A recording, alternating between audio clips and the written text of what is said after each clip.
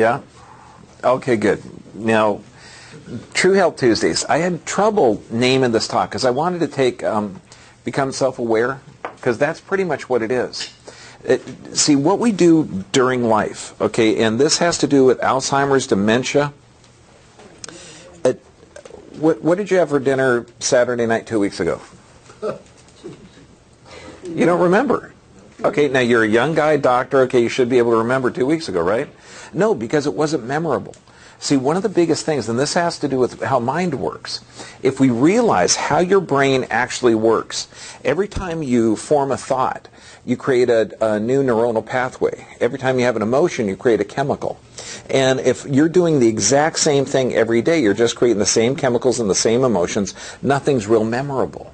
Okay, so that means nothing new is forming in your brain, and the brain tends to die off. What I like about this, becoming self-aware, means that once we are self-aware of our surroundings and our thought processes, we can change it. And Dr. Joe Dispenza is just brilliant. He says to change your personality, or to change your personality, you change your personal reality. I just think that was cool. Now, everybody knows the story, and this is one of my favorite ones I used to tell my kids. This mom had 2 kids, okay, and one sad, depressed all the time, didn't matter what, okay, and the other one was happy all the time, didn't matter what you did with him. And so she took him to a psychiatrist, you know, the way that, you know, I wouldn't recommend. And the psychiatrist says, look, the really sad boy, get him every toy that he would ever want, you know, for Christmas. And the really happy one, get him a present that you know he wouldn't like. So this way it's going to balance out their personalities. So Christmas morning comes, she gives the young kid that was sad every toy you could imagine. And she gave the kid who was happy all the time a big box of horse manure. And you know, Christmas morning comes, she opens up, it's quiet in the sad kid's room, and he's sitting in the middle of all these toys and go, why would I play with them? You know, they're just going to break. I don't even want to open them. Could get cut on the wrapping paper. It's just horrible. And then she goes, you know, she hears all this screaming and yelling out of the other kid's room. She goes in there, and she sees this kid laughing and singing in the middle of this box, throwing horse poop everywhere. And, you can't fool me, Mom. I know there's a pony in here. And so you start thinking, but what chemical addictions do they have? Okay, now that's a joke, but you know people that are masters of their emotion no matter what their circumstances are. And these people, they could win the lottery. Yeah. So what? Or they can be homeless and just be full of joy. So what we need to do is when you memorize emotions, you're living in the past. Because how many times do you go through your day and you're driving to work or you're driving to a friend's house and you're thinking, man, you know, why did that person say that to me yesterday? You know, why are they making me angry? What are they doing? So while you're going to a different event or a different house, and you're thinking about a past event, you're recreating that past event in your mind. And by recreating that past event in your mind, you're also creating the same circumstances in your mind. You're creating the same chemical pathway. You're making the same neuronal connections. So if you realize that is a chemical addiction, just like the kid, and in both kids are masters of their emotion. The one that was mastering his depression, no matter what the circumstances presented, and the one that was happy was also mastering his environment. Now, emotions are chemicals. And I know it sounds odd, but when we look at this, experiences that we have actually shape the structure of the brain. You change the shape and structure of the brain. This means people that are tennis pros have areas of the brain that are developed. People that are jugglers have different areas. People that are chronically depressed have smaller hippocampuses and less areas of gray matter function. People who are happy and meditate and pray have different areas of the brain. So that actual structure of the brain, there's a plasticity to it where the brain can change its structure depending on stimulus. And this is hugely important when you understand this. So when we look at this, thinking and feeling causes emotions. And what thinking and feeling, how it causes the emotion, thinking and feeling causes neurons to connect. And those neurons connect and fire. And those neurons firing will stimulate a certain emotional pathway, and that emotional pathway produces a chemical. So if I was to scare you, okay, would your body produce cortisol and adrenaline? Yes. Yeah, unless you like to be scared. Okay. Then you'd produce chemicals of joy and happiness and wonderment. Say, I really enjoy that. I mean, you know, you want to have a really horrible night in my brain? You know, send me to watch Friday the 13th, 12. You know, I wouldn't like that at all. I'm not a big horror fan. And even looking at this, you know, what emotional response or what chemical is triggered when you look at the puppy? Happiness. Maybe you were bitten by a puppy. I don't know. Happiness, joy, wonderful. That cuddly little sucker nipped me on the ankle. Okay, when I was 5, I'm scared to death of him. You know, so it depends. You're living in the past when you look at something. So right now, whatever your experience, whether it's, you know, if you're liking the horror guy or the, you know, you're thinking, that's not a torture chamber, that's history. Okay, that was how politics were changed. Okay, that's not a torture device. That was a way of disciplining and forming society. So in my world, I would have certain chemical responses looking at the torture victim and certain chemical responses looking at the puppy. But now to do this, and I'm bringing this up, which one's better? No. Which one's better? Which one's worse? No. Neither. And this is the huge thing. Because right now you're a prisoner of your memories. You're a prisoner of the chemical responses that you're going to initiate. So your memory, those neurons firing, whether you're looking at the puppy or the torture victim, is going to create a certain firing. That's going to create a certain chemical that's going to stimulate the certain brain processes. What I want you to do is get out of that and become the observer. So you're not just a programmed person living in a programmed reality, but you can actually step away and start to observe it. And that's where wisdom comes in. I like the ancient proverb. If you meet 3 jerks in a day, guess what? You're the jerk. Yeah. So now, when you look at this, emotions are chemicals, but the emotion or your thought processes of what you're interpreting, because it's not really what happens to you. I mean, we might go see a movie, Friday the 13th, 12, okay, and my chemical production would be a lot different than if you actually enjoyed horror movies. When you look at this gal in the middle, now is she producing certain chemicals? Yeah, it could be like both of my kids. They're adrenaline junkies. You know, one wants to shoot people with paintballs. The other likes to skydive. I mean, they're going to produce certain chemicals. And this picture on the left is actually a neuronal synapse, okay, where the dendrite or the nerves actually regrow depending on stimulus. So if you have consistent stimulus, you're going to have consistent neurons fire. If you have consistent neurons fire, you're going to produce consistent chemicals. And that brain plasticity forms to that thought process. Okay, and I want to walk you through this because if you start to understand that it's not a diagnosis of depression, anxiety, or joy, okay? It's your body responding through neuronal firings, through input that you're putting in there. Okay, you can look at the puppy or the torture device. You're the one that's deciding what type of feeling you're going to generate from that. So, do you want to be a slave to your feelings and emotions, or do you want to take charge of that and become the observer and have the ability to change it? Yeah, I would think that'd be more cool. Okay, and I like that. Neurons that fire together wire together. They do. And so neurons that fire together wire together, and this is a consistent term. It was actually first coined by a Canadian psychiatrist. So experience that we have shapes the structure of the brain. So is that tennis player, is his brain shaped in certain configurations? Yeah. His brain is shaped because he's going to have more physical firings, okay, of the movement. His optic structures in the brain are going to be able to identify, and his reaction time is going to be better. Is he going to be able to handle stress? Yeah, probably. I just pulled his picture off of the internet, but I think he's like the 4th best in the world. So, well, at the time. He might be better or worse now, okay?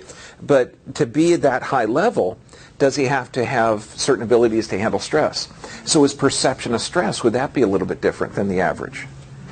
Now, a person on the right, she has mastered her emotions. She has. I mean, you could say, hey, come on, let's go to dinner. I've got free tickets. Let's go. No, that's okay. I'll just stay here. No, come on, let's go see a stand-up comedy. You know, I've got these tickets and everything. It'll be kind of fun. No, that's okay. Hey, you look really good today. Yeah, I didn't look good yesterday. I mean, people like this. And what's frustrating is in today's medical, pharmaceutical addicted society, you get somebody that's addicted to the same neurochemical pathway. They're diagnosed with a disease.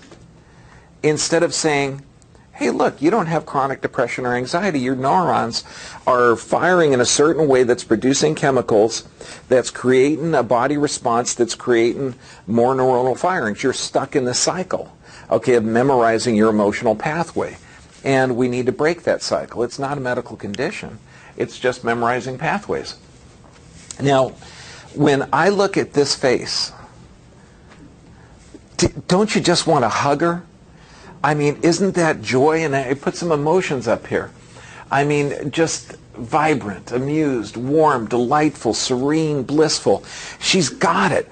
I mean, this is, every man here wants his wife to have laugh lines.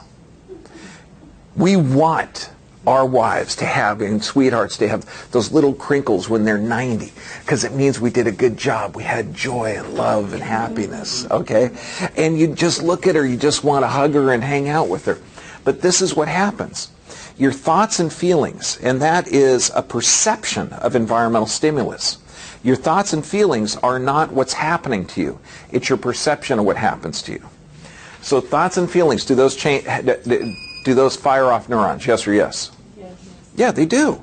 So your thoughts and feelings, like if you perceive the puppy as being dangerous, you're going to have certain neuronal firings, and that's going to produce a certain chemical production, and that's going to either stimulate the fight or flight system or the rest and digest system or cortisol production or adrenaline production. It's going to stimulate it. So the thought hits those neurons to produce the chemical, which is the emotion that produces the body response.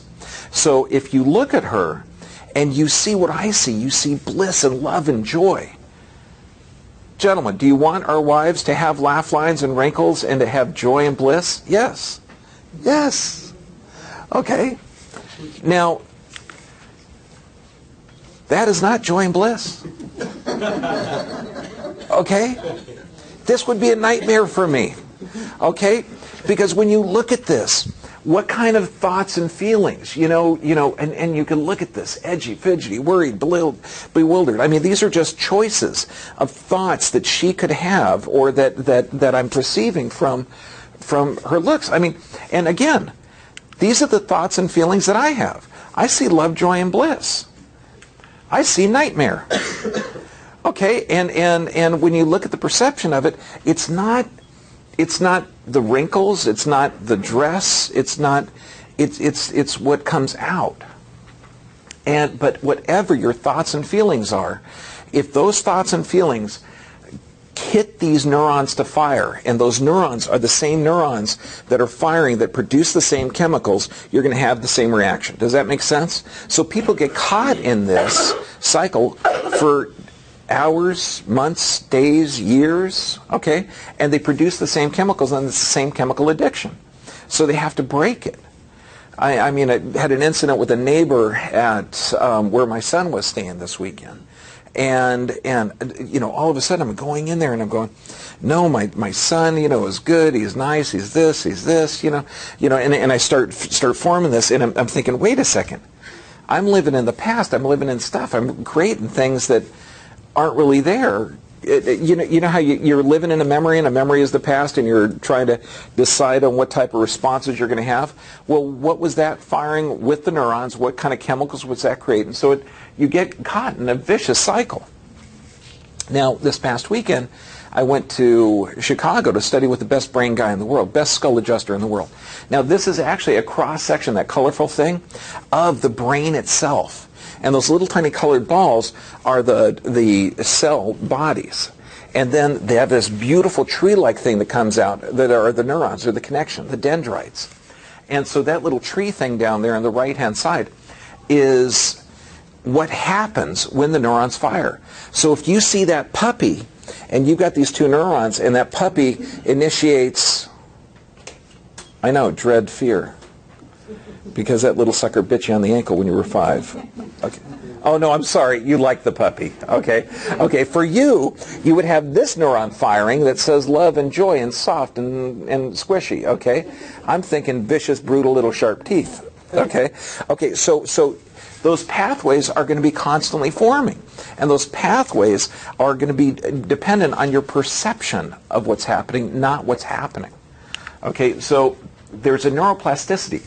Now, for training, because what we've got to do, and this is the point of this whole talk tonight, is to get you from just a slave, okay, of your emotions and feelings into becoming more of an observer to where you can change it. Now, we're going against thousands of years of training.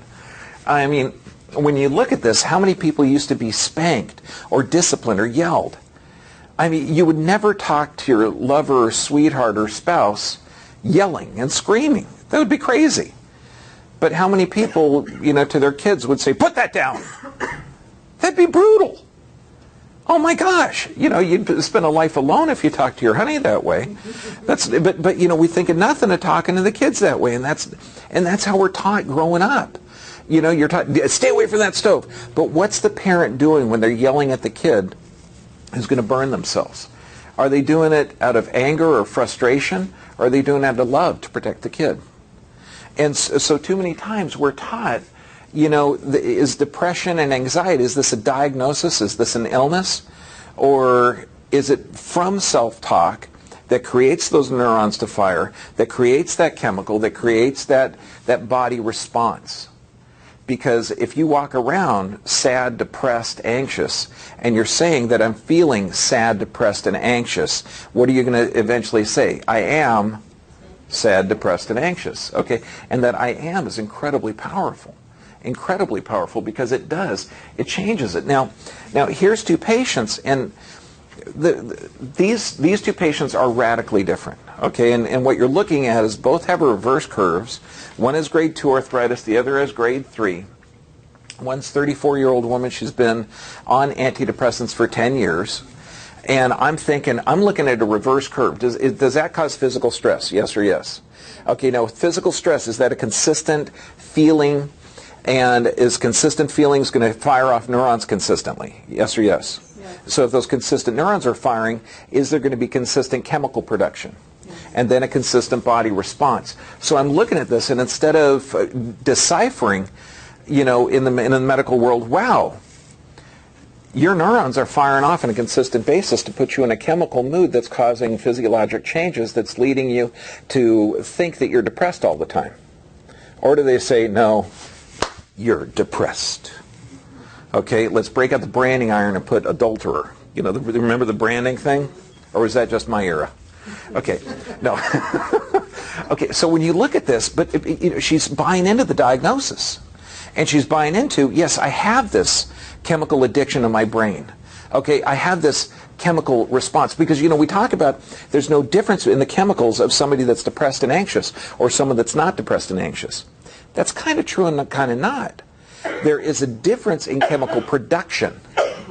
Okay, and that chemical production is in your control. And that's huge. But first, you've got to break that cycle and get out of that feeling, neuron firing, and chemical. Okay, does that make sense?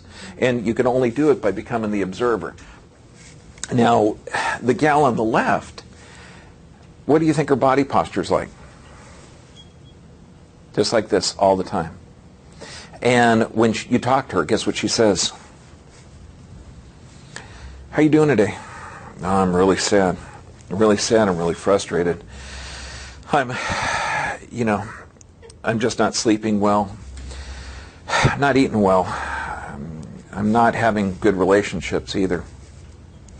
What did I just say? I am. She's creating those neuronal firings inside of her brain When a patient comes in and says, "Doc, this pain is killing me," I said, "No, it's not." I said, "If it was killing you, you'd be dead by now." Now, if you tell me accurately, yeah, that pain burns and it goes down the leg, okay, I'll deal with you, but I'm not going to hear you when you talk crazy like that. Now, this gal on the right here, 70 years old, she comes in with chronic lung problems, okay, and she said, "Oh, I lifted this wrong and I hurt my back." And I said, "No, you didn't hurt your back, hon. You've got massive degeneration." No, I've had a diagnosis of depression and anxiety for years. Okay, I've been taking these pills. Okay, yeah, guess what? We're going to help both of them. Now, the human being is one of the coolest animals on the planet because we can think how we think. And this is when we break that chemical cycle of feeling, neurons firing, and chemicals in the body response. We think about how we think. It's called metacognition. And you get a chance, and this is where you come from a slave to this emotional, chemical, physiologic response to now you can actually become in charge and change. And I love that. Do you only live once? No. You only die once. You live every day. Isn't that cool? You know, when you look at neat stuff, you know, I wish I was smart and came up with stuff like that.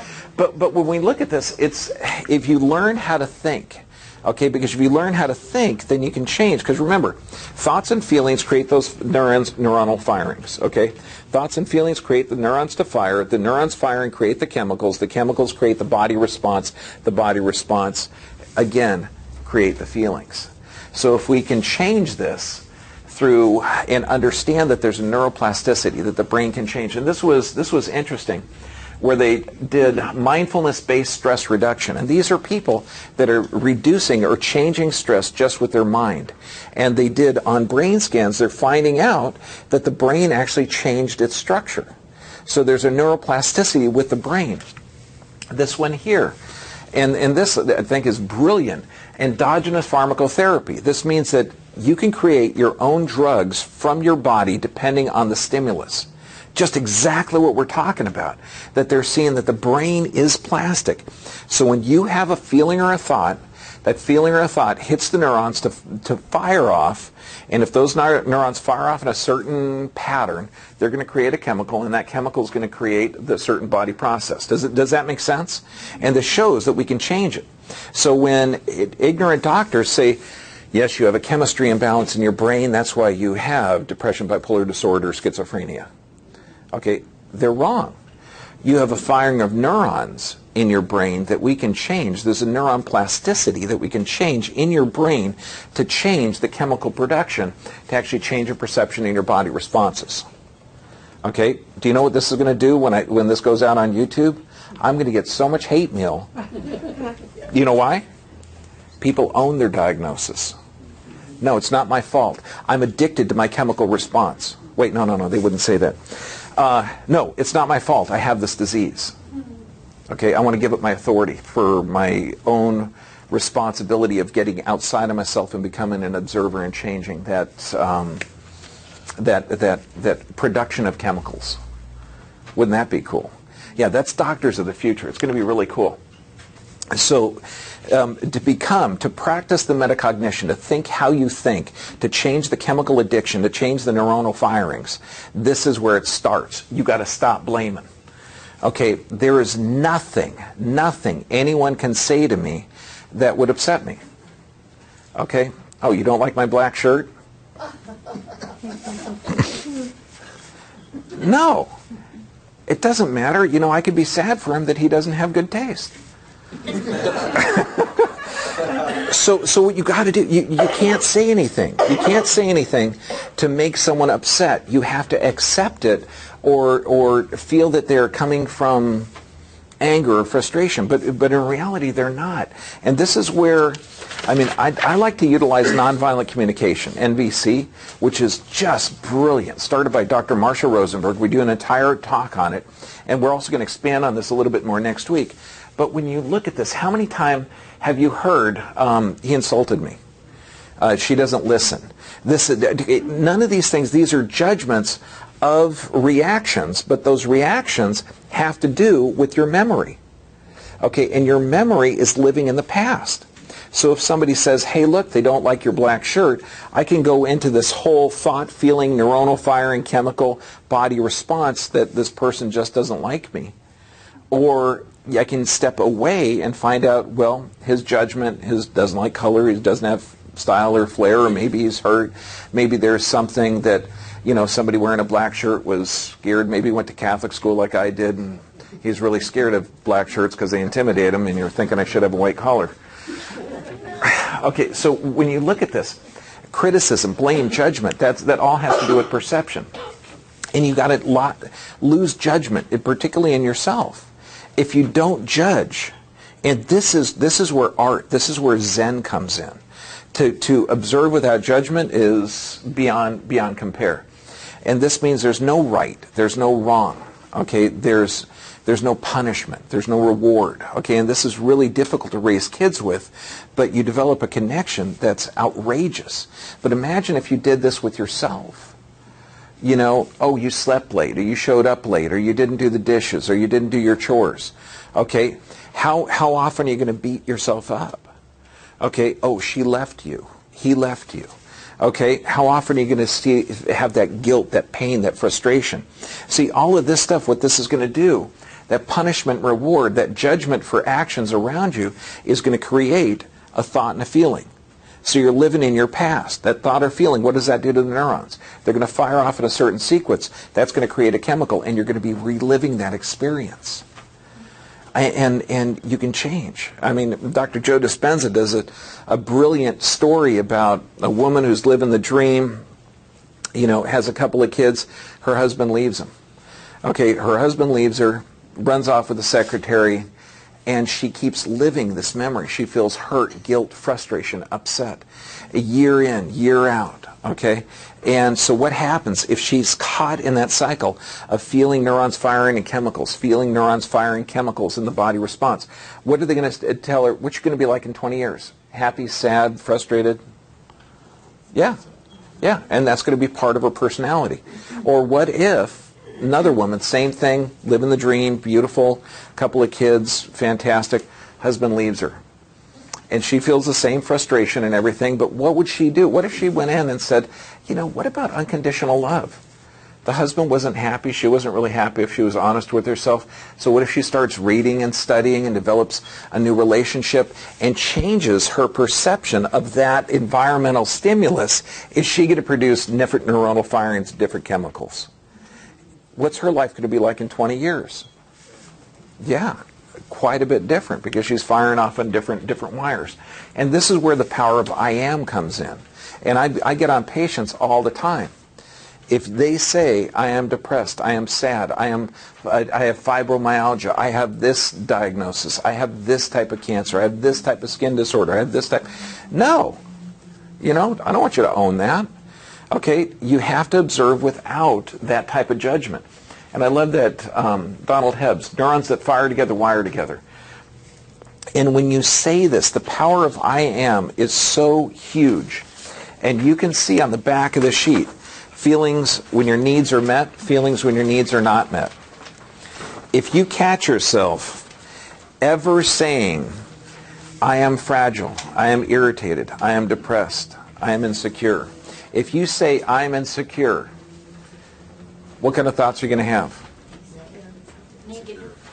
Negative, insecure thoughts. Wait a second. You might be onto something. If you're having insecure thoughts, or you're going to fire off some neurons that say, that generate those feelings of insecurity? Are you going to produce chemicals that are going to cause that reaction in your body? So what are you going to say?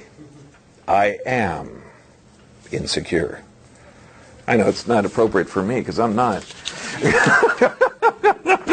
But when you say that, so can you see the power of this? So the power of the words is beyond compare. I am is the greatest powerful tool that you've got. Fibromyalgia. How many people say, I have fibromyalgia? And this shows it's an oxidative stress disorder, or this is one of the causes. So how many people with this diagnosis identify it? If they identify with it, they also have certain thoughts and feelings with fibromyalgia. The thoughts and feelings, is it recoverable? Is it a temporary disease and condition? Is it curable? It depends. In my world it is. Okay, this is just a body response to physical, chemical, and emotional stress. You solve those stressors and people recover. If your idea of fibromyalgia that it's incurable, you're never going to recover from it, what types of thoughts, what type of neurons are going to fire, what type of chemicals are you going to produce, what type of body response are you going to have?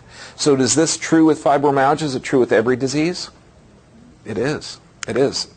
I know we can get deep into this. Now, in order to do this, to break that chemical addiction, you have to become the observer, not the programmed person that just goes through reality, cranking out the same chemicals, cranking out the same neuronal firings. Okay, what did you have 3 weeks ago Monday night for dinner? Absolutely no idea. No idea, no idea. And you're a smart guy too, okay? That's because there's no emotion attached to it. Okay, what did you have for lunch on 9/11? Oh, God, I remember that one, man. We went over to Chili's, we had,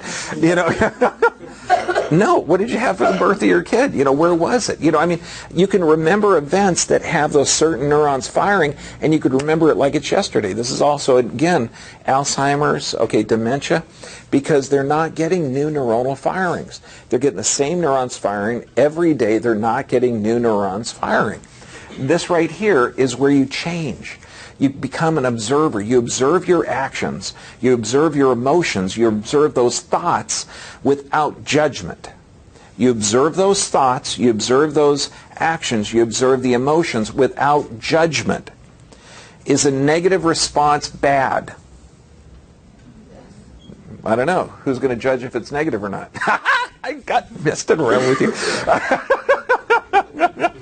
I know. See, you got to start changing. So, okay.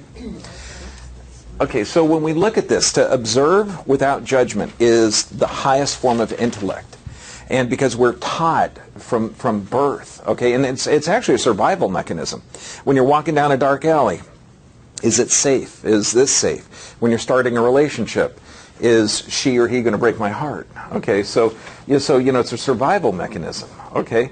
So to observe yourself is really challenging. But when you start stepping away and realize there's no good, no bad. And I like Dr. Joe Dispenza's quote, a memory without emotional charge is called wisdom. Now you might say, well, wait a second, that doesn't make any sense because, we're passionate people. We need that passion attached to it. Except, what is an emotion? Is that a firing of new neurons based on your old precepts of that thought and feeling? Ooh. So then, I know, this gets kind of cool. So you start thinking about this. So if you have a memory without an emotional attached to it, this is almost what wisdom and learning is. So you can learn something and then start applying it. So this is where becoming the observer is. We're going to cover a lot of this next week. So what's neat about NVC is they have 4 different precepts: observations, feelings, needs, and requests. But to observe, you got to observe without judgment, and to observe yourself is an art. So this means I write down emotions. If you're driving through, a car, or if you're sitting in there and you're thinking about that emotional response of that incident at work, or that dinner you're going to, and last year that person did this or that, or you're going to that family event and this emotional thing happened, and so what are you doing? You're reliving that. Okay, with a huge amount of emotions attached to it and thoughts and feelings, and you're keeping those neurons firing. So in order to change from a participant into an observer, to change those neurons to fire, you've got to observe without it. But identify the feelings that you have with those thoughts. So if you're thinking about Uncle Harry, okay, and you have certain feelings attached to Uncle Harry, because he broke your fishing rod, or, did something nasty. Okay, you've got to identify those, step away from it, and change the firings of it. And so when you look at this, I'm feeling, however, okay, when you start identifying your feelings, this isn't a chemical response by your body. And this is the absolute greatest step. And you can look at, I'm feeling joyous, or I'm feeling sad, or I'm feeling frustrated. And this is a great feelings when your needs, feelings when they're not met. When your needs are met, when they're not met. So when you start looking at this, this is a clue. Wow, I'm feeling a little bit anxious. I wonder what I'm anxious about. What am I feeling? What was I thinking about before? Oh, that's right. I was thinking about this. Okay. So it opens up more to where you're the observer. Once you get aware that your body is producing those thoughts, then you can change the way the neurons fire, then you change the chemical, and you change your body responses. So when you hear things like, I feel hurt when you say this, I mean, that's brutal. Okay, if anyone's ever been in an argument, in a relationship, you know, I feel really hurt when you said that. What's he supposed to do? Damn, that's not what I meant. Sorry. I like that coffee cup. Okay, what? So you start looking at this. I feel insulted. I feel angry, sad, frustrated. You got to look behind the meaning of the words, beyond that, because when somebody says, "Oh man, I'm so frustrated and I'm hurting. This is killing me." Are they saying that pain is actually killing him, or they're saying, "Doc, I'm so scared. I've been to 5 other doctors before, and no one's helped, and I'm worried I'm going to be able to play with my kids"? No one says that. They say, "Look, it hurts. It's killing me." Okay, so you got to look to the meaning beyond the words. Now, this is another method to change, to identify the thoughts and feelings, to change the physiologic response, is neurolinguistic programming. And it requires voice, intonation, breathing, body posture, okay, and you do this on a regular basis. As soon as you identify a depressed, an anxious, a frustrated thought when your needs aren't met, check what your body posture is like. Not real happy. So what you do is you put the shoulders back, you deep breathe, you put your chest up, you stand like you own the world, even though you feel like, a puppy just bit your ankle. I know, I'm sorry you like the puppies. Okay, so you stand and you breathe correctly. And you can do incantations, according to Tony Robbins, which are just brilliant. But when you do this, and I've taken patients outside, this one gal, she was driving down the road, she was blown up by a manhole cover. Okay, now she wasn't in a wreck or anything. This car, just a gas main blew up and lifted her car up. So she was kind of freaked out. So we go in the parking lot and she says, "Yeah, I'm so anxious. I get behind the wheel. I'm so frustrated. I'm so scared." And I'm going, "I can't take this I am anymore. Come with me." And so go out to the parking lot. I said, "Stand correctly." "I am standing correctly." "No! Put the shoulders back. Start breathing." And I'm yelling like this in the parking lot. I mean, the bar opens at 6 a.m., and I think it's about 6:15, so I'm scaring a bunch of guys that are drinking at 6 o'clock in the morning. So, again, no judgment. It's their lifestyle choice. So we go out there, and we're talking about, I never want to hear you say I'm depressed or this. I am healing. I am strong. I'm dynamic. I love driving. Now say it with me. And she did. And guess what happened to her face? Yeah, she smiled, just like you are. I'm standing here and I'm yelling. I'm happy too. I mean, because what is it? It's body posture, intonation, and volume. Now, does this change a feeling? Yes or yes? Does this change how the neurons fire? Yes or yes? Did this absolutely change the chemicals in this person and in me? Yeah, that could probably change some of the guys in the bar. Did it change the physiologic response? Yes, it does. Okay, so this is in charge of you.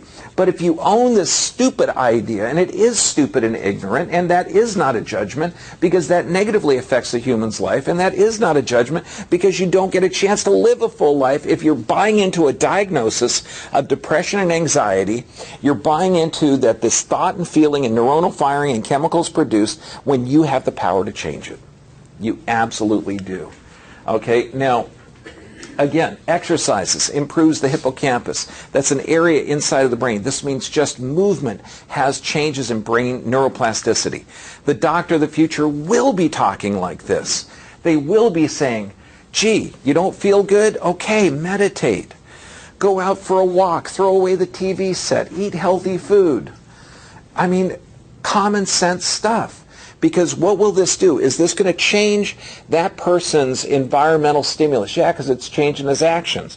Is it going to change his neuronal firings? Yes. Is that going to change his feelings? If you just walk barefoot in the grass Does that feel good? Yeah, until you hit something squishy. You're right. Okay. Okay. But even that, again, the puppy thing bothers me. So when you do that, you're changing how the brain fires because you're changing the feelings. So it works. I mean, this stuff really works. Here's a gal. This is one of the most frustrating. This is one of my failures. Okay, 80-year-old gal, and I'm thinking 80.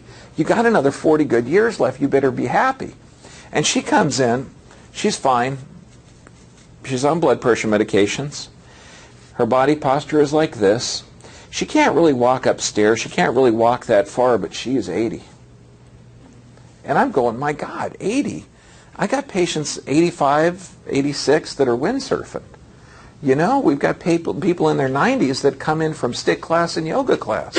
Now, one gal, 96, she drives in here from stick class, gets adjusted, then she goes to yoga.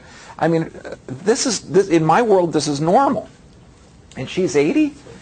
Poor posture, stiffness, she can't lose, poor bowel control. She's starting to having to wear a diaper, I mean, which is just embarrassing. But I'm fine. I don't hurt.